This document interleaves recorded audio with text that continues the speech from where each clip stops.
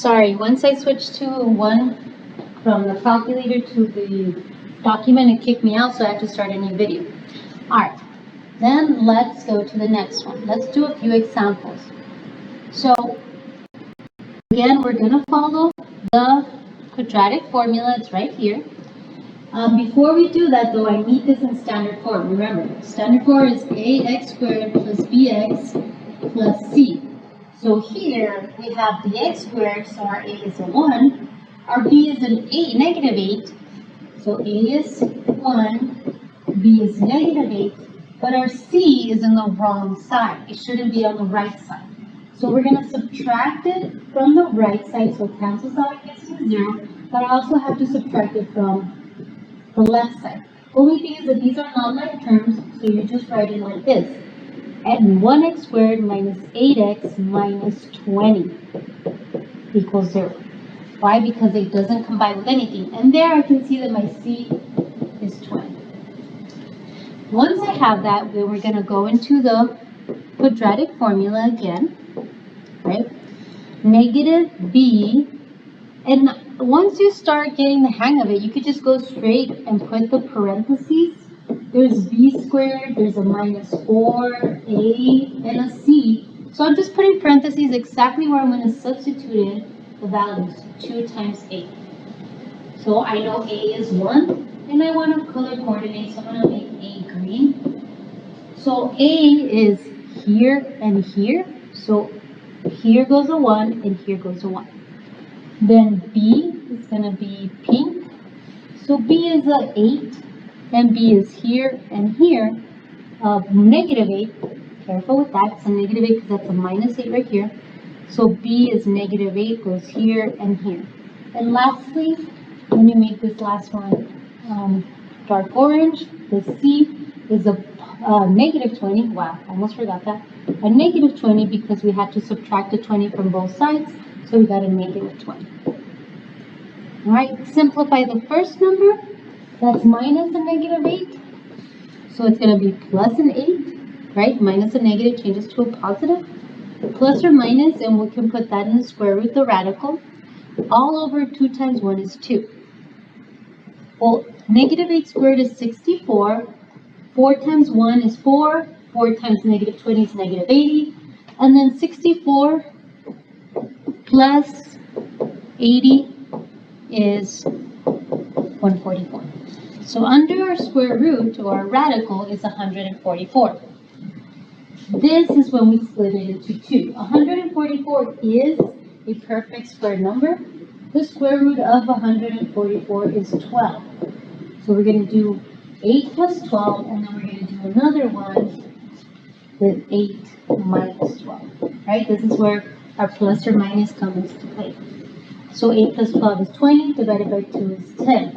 8 minus 12 is negative 4, divided by 2 is negative 2. Okay? Let's do it again. Number 2, we have a 12 on the right side. We don't want it there, so we're going to subtract it so it zeroes out. But if I subtract on the right, I subtract on the left, and it will be a like term with the regular 3, so we can simplify that to a negative 9. Now I can get my a, my b, and my c. A is 2, B is 7, and C is negative 9. Then we'll plug it into the formula. Okay? Some people ask me, why don't you just go straight into the equation and just go and start substituting in? And you can. I like to do all the parentheses first. So let me do it that way. See if it's easier for you if I go one letter by one letter. So this is negative B, and B is 7. That's an ugly 7, but 7. Plus or minus the square root of b squared, and b again is 7. Minus 4, parentheses a, and a is 2, parentheses c, and c is negative 9. All over 2 times a, and a is 2. I think some of my students like this one a little bit better. This way, going slowly and one letter by letter, variable by variable. Then simplify the first part. Well, you just have negative of a 7, so it's just negative 7, plus or minus the square root, and we'll figure out what's under the square root. And then on the bottom you have 2 times 2, which is 4. Okay, so again, if you want to use your calculator, you can. Just plug in what's under the radical. So there I'm going to have 7 squared, which is 49. Then 4 times 2 is 8, and 8 times negative 9 will be negative 72. So I'm going to have minus a negative 72. So it's going to be 49 plus 72. So 1, carry 1, 121. So under our radical, we're going to have 121. I did it by hand. You can use your calculator. So then I can split it into 2. This is going to be negative 7 plus the square root of 121 is 11. And then we're going to do negative 7 minus 11 over 4.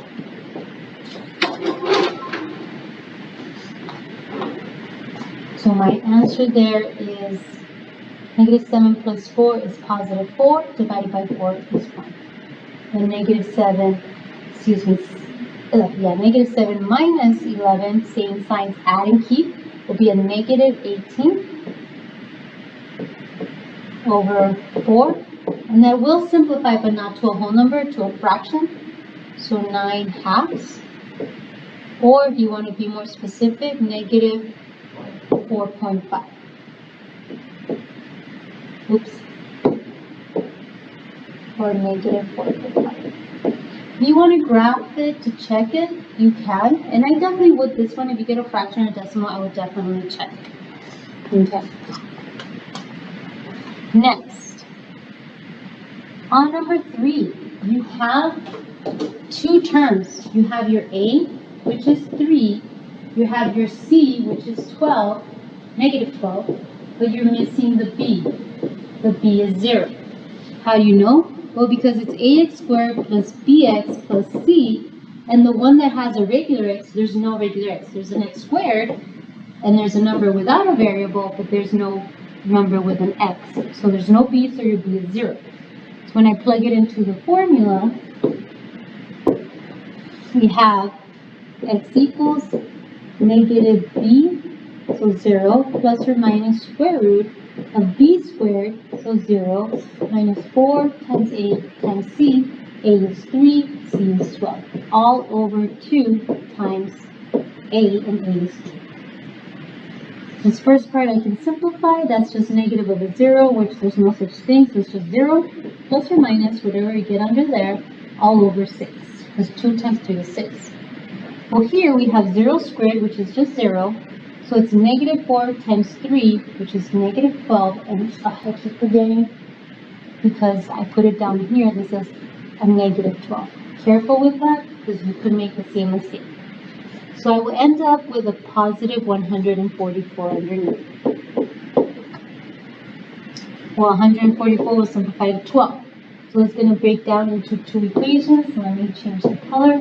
So it's going to be 0 plus square root of 144 is 12 over 6, and our other equation is going to be 0 minus 12 over 6.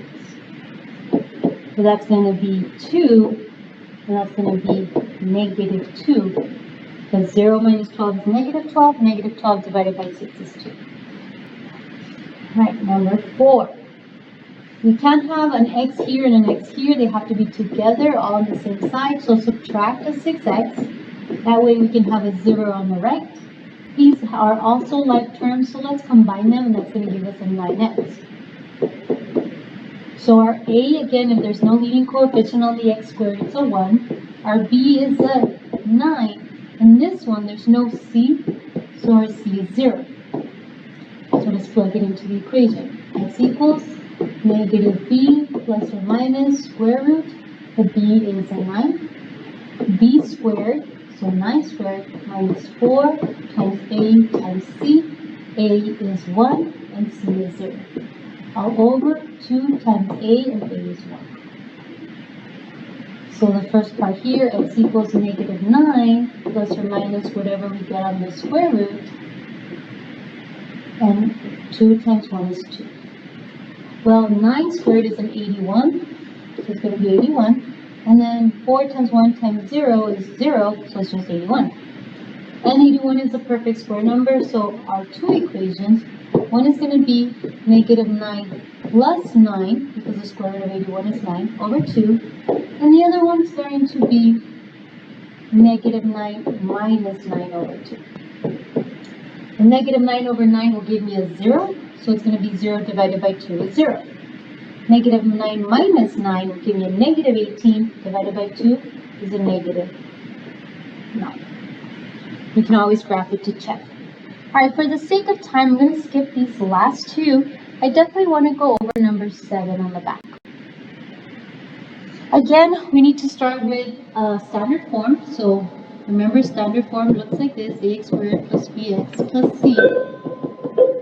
Trooper, pardon this interruption. If Jacqueline Sepulveda Silva, if you're in the building, please report to the front office, in the front, Jacqueline Sepulveda Silva. Thank you. Okay, so I'm going to cancel out the x on the right by subtracting the 1x, but if I subtract on the right, I subtract on the left. And then I cannot have a 10 either, so I'm going to add a 10. But if I subtract on the add on the right, I add on the left. The thing is that it has nothing to combine with, so it's x squared plus 6x plus 10 equals 0. And there I have my three terms, where a is 1, right? There's leading coefficient of 1. B is 6, and C is 10. Okay. Then our equation, we don't have it in the front here, so I'm going to write it again. It's x equals negative b plus or minus the square root of, b squared minus 4ac. B squared minus 4 times a times c, all divided by 2 times a.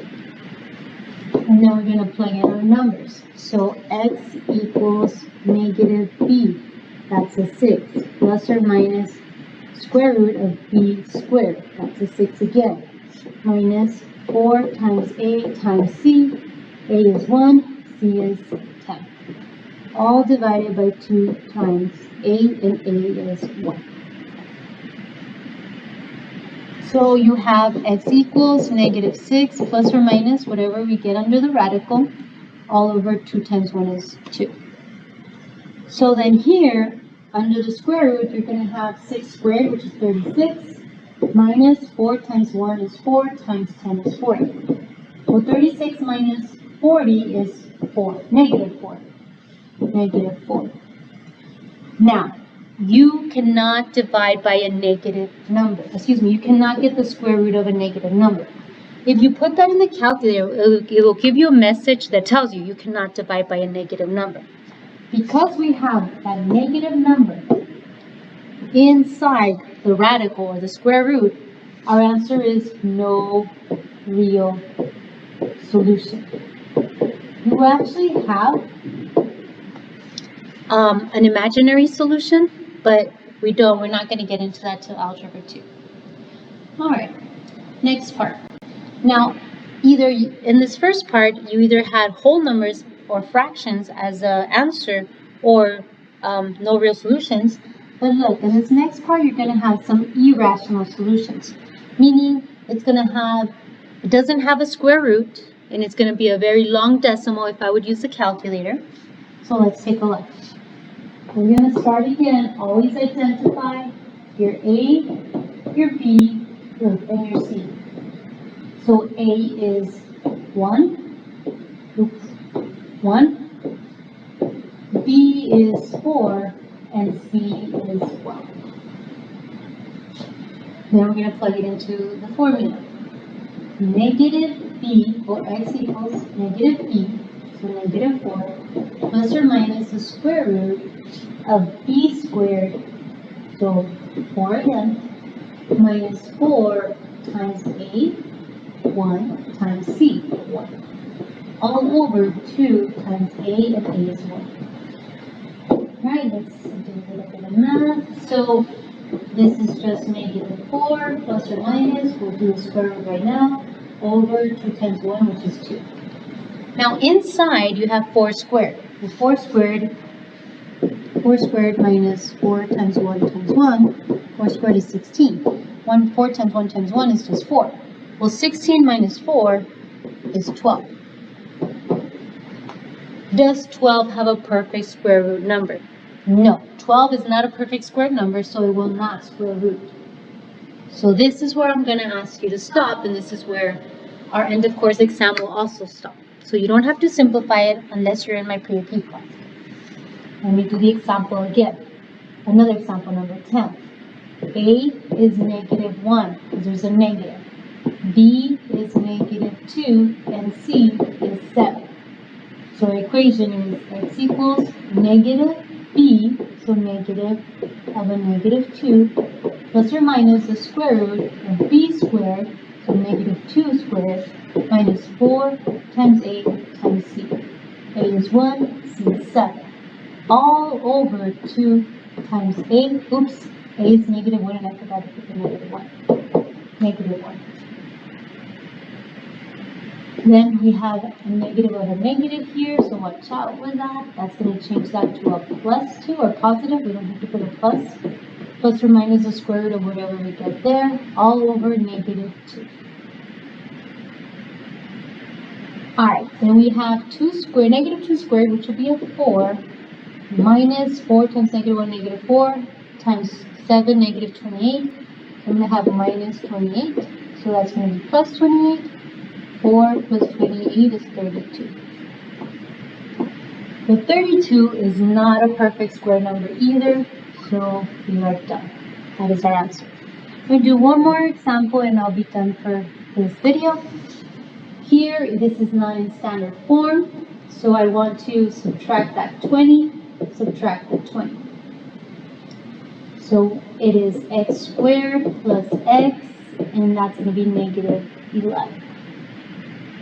Equals 0. So let's get our a and our b. A is nothing, so it's a 1, nothing in front of the x squared. B again, nothing in front of the x, so it's a 1. And c is negative 11. Let's plug it into the formula. X equals negative b plus or minus square root b squared minus 4 times a times c all over 2a. I only did parentheses, but let's go back and fill it out. So negative b is 1. Plus or minus b squared, 1. Minus 4 times a is 1, and c is negative 11. All over 2a, and a is 2. To simplify it, this is negative 1 plus or minus whatever we get under the radical all over 2. So 1 squared is 1, minus 4 times 1 is 4, times 11. Negative 11 would be negative 44. So plus 44. So that's going to be a 45, right? 1 plus 44 is 45. 45 again has no perfect, so it's not a perfect square number. So just leave it under the radical and you are done. If you graph this in the calculator, you'll get, it will cross the x-axis. You do have a solution, but it will be a very ugly decimal. So I'd rather you just leave this in our answer choices. You'll see radicals and you'll leave it like this. All right, our assignment is page 47 and 48.